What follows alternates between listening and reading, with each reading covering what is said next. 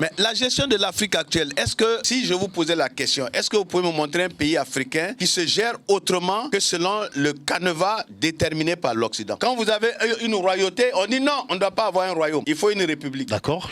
Que ça s'appelle république ou royaume, quel est votre problème? Quel est votre problème? C'est nous qui nous gérons ou bien c'est vous qui nous gérez? Tu viens me dire dans ma maison que quand je dors, je dois dormir sans m'habiller. C'est ton problème? Tu viens me dire que dans ma maison, quand je dois manger, je ne dois pas manger à la main. C'est ton problème? Mais voilà une Afrique où on nous dit que nous devons nous gérer en ayant des partis politiques, en ayant des quoi.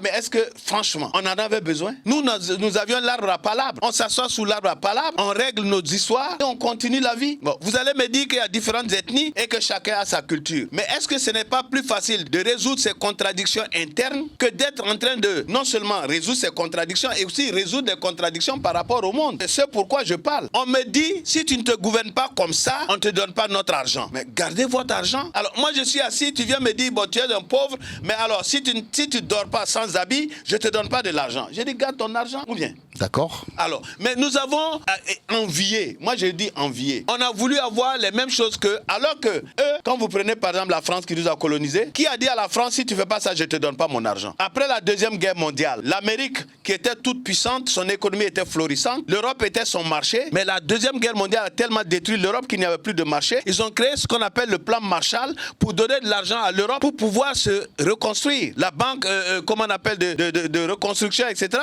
Mais ils ont donné un plan, et ils ont donné plein d'argent, ils ont appelé ça le plan Marshall. Mais est-ce que dans ce plan Marshall, ils ont dit aux Européens, si vous ne faites pas ça, on ne vous donne pas, si vous ne faites pas ça, on ne vous donne pas?